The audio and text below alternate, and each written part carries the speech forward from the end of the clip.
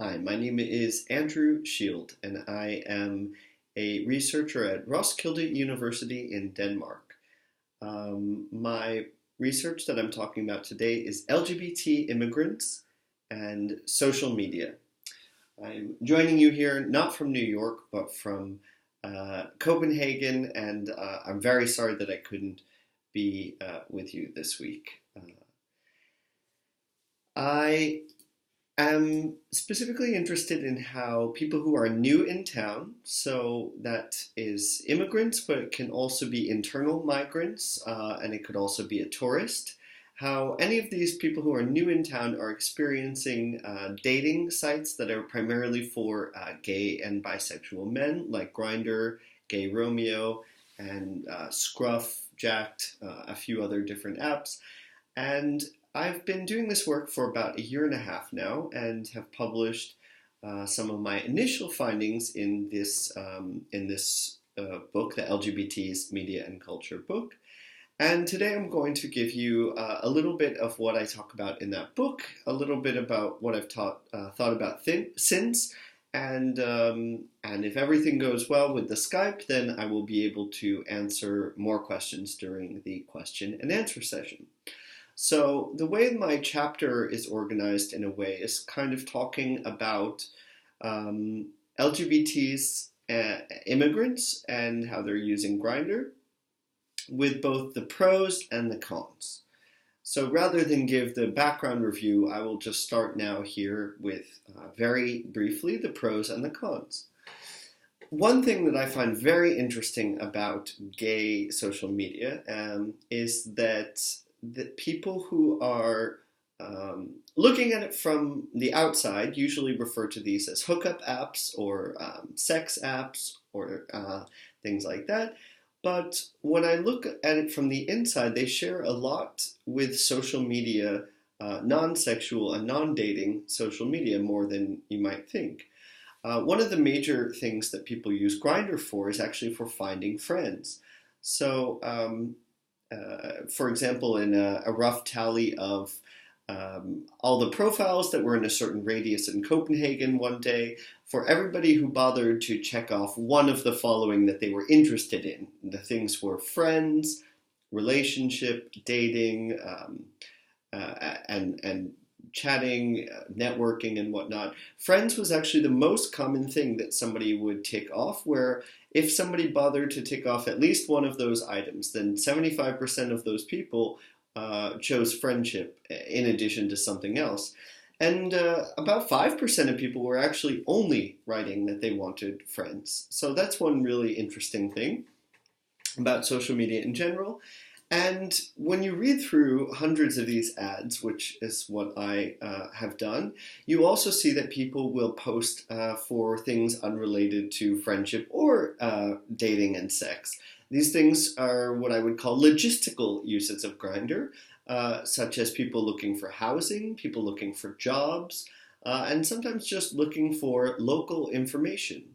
And especially when you're looking at an app like Grindr, which is primarily for, as I said, gay and bisexual men, a lot of this questions about the subculture are specifically geared at what is going on with gay life, what spaces are there, what events are there, what parties, and these can be a really helpful use of the app. So it's not just immigrants that use Grindr or other apps for this purposes. This is a general use that I observe. But because I'm interested in how immigrants are using it, I've noticed that these non-sexual and non-romantic uses of the app are particularly enticing to somebody who is new in town. Why? Well, it could be a variety of reasons.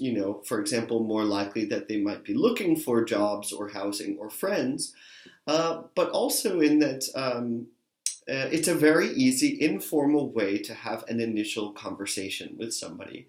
When two people are brought together on this platform in an anonymous space, the space itself facilitates anonymous or conversations between two strangers in a way that bars seemingly do, but in some ways are not always as easy for somebody to approach somebody at a bar and to to talk to them and to ask them if they're interested in friends and whatnot. So for some of my interviewees, they have really used this as one of the first ways to come in contact with people. Also, people who have who are self-conscious about language or accent, they find that it can be useful. Let me take a step back and say what the project is, or how I went about doing some of the methodology. At this point, I have 12 interviewees, most of whom I met through my researcher profile on my phone. This is my personal phone, but I also have a separate old iPhone that really is only used for my researcher Grindr profile. I also have a researcher profile on Gay Romeo. And by that, I mean that I have my face, I introduce myself as a PhD student and as a gay man, and I say that I'm looking to talk to anyone who is new in town about how they use this app. I have got a lot of people who were willing to start a conversation by chat, and then we either went and met for a coffee to continue in person, or we had the interview over Skype. So I have about 12 interviewees, and I was focusing on interviewees who are not from Europe. I myself am from the United States, so in that way, as I do have a small insider status. However, most of my interviewees were from the Middle East, North Africa, Turkey, and 2 were from China. And in addition to the interviews, semi-structured interviews, I've also do discourse analysis, basically, of the profile texts.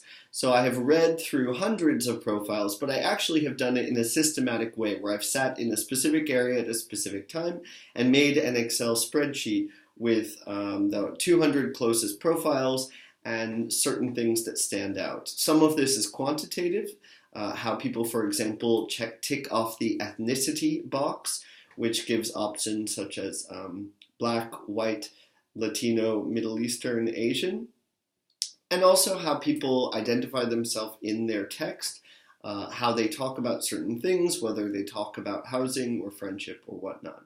So basically, I have interviewees, and I have Excel spreadsheets and an archive of hundreds of profiles.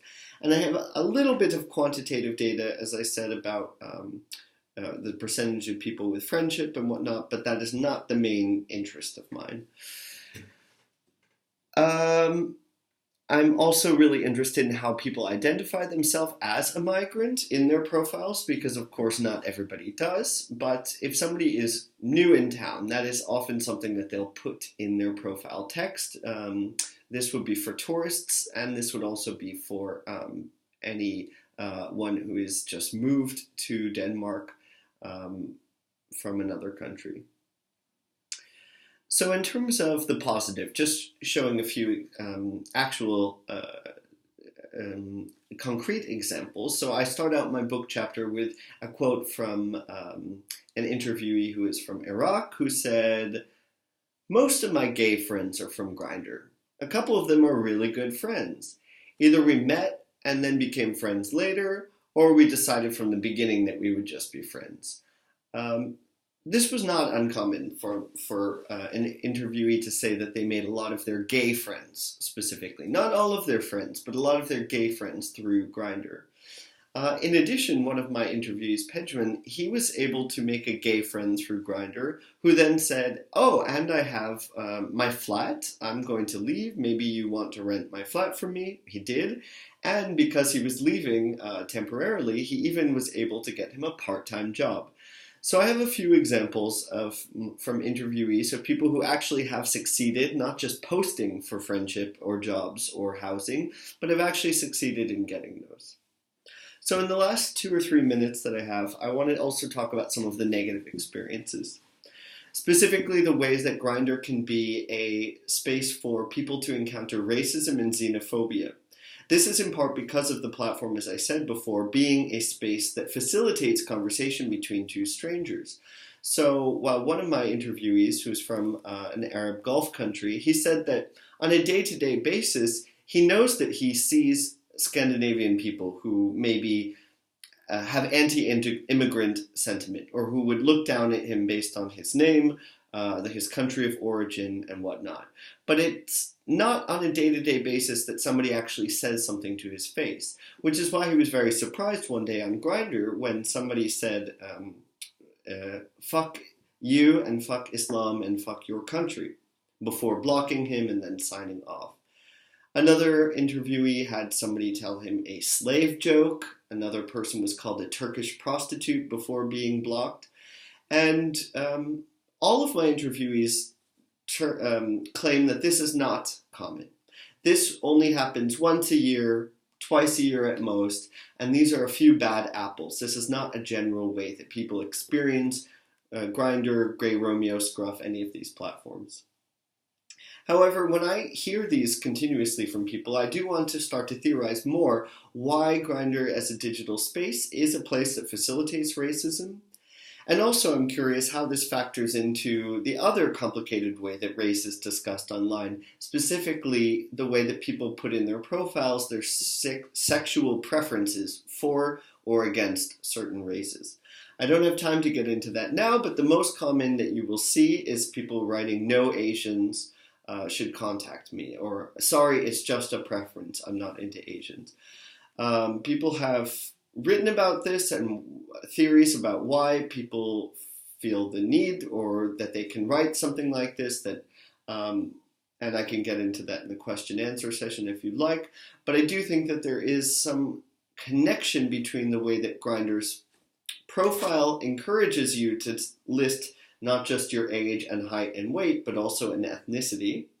The way that then people talk about that ethnicity as being part of their sexual preferences, and the way that people who are immigrants or people of color in general are experiencing this app as a hostile place to them.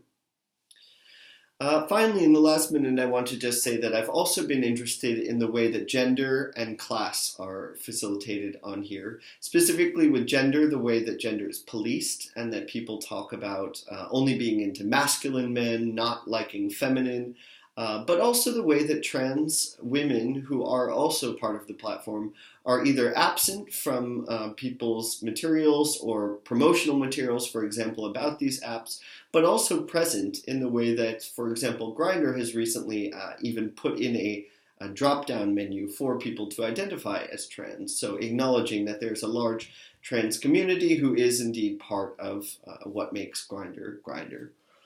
With class, I'm also really interested in the way that Grindr, similar to Tinder, if you're familiar with one and not the other, will show you people in your immediate area. I'm interested in the way that also the space and the geolocation of the app actually reinforces geographic lines that are often class lines and also ethnicity-based lines. Again, those are other things we can talk about, intersectionality in this digital space. But to end on a positive note, since I talked about racism and xenophobia as a major experience that immigrants and my interviewees have experienced, I want to also end with the positive, which is that, like social media, like Facebook, like Twitter, people will use their profile text, the 50 words they get on Grindr or the more space they have on Gay Romeo, to actually address issues of racism and xenophobia. People will post articles. They'll write things like feminism, anti-racism, and love, or do not contact me if you are not an anti-racist feminist. It's not too many people who do this, and I will say that, though I'm not comparing Sweden and Denmark, it is more common in Sweden than Denmark, but that I do think that it's a really interesting and optimistic way to see the way that maybe the way racism is experienced on these platforms, maybe this is part of the culture. But maybe also the way anti-racism exists on this platform is also part of the culture. And that hopefully, with time, these two will be in dialogue with each other, and that as more people will be encouraged to write anti-racist messages or addressing racist and problematic messages, that will shift the dialogue between what's considered normal or acceptable to talk about on your public profile. If you'd like to contact me, my email address is andrew.shield, shield, gmail.com, and I welcome any questions, hopefully also now during the question and answer session. Thank you, everybody, Lucas, Alexander, for organizing this, and thank you.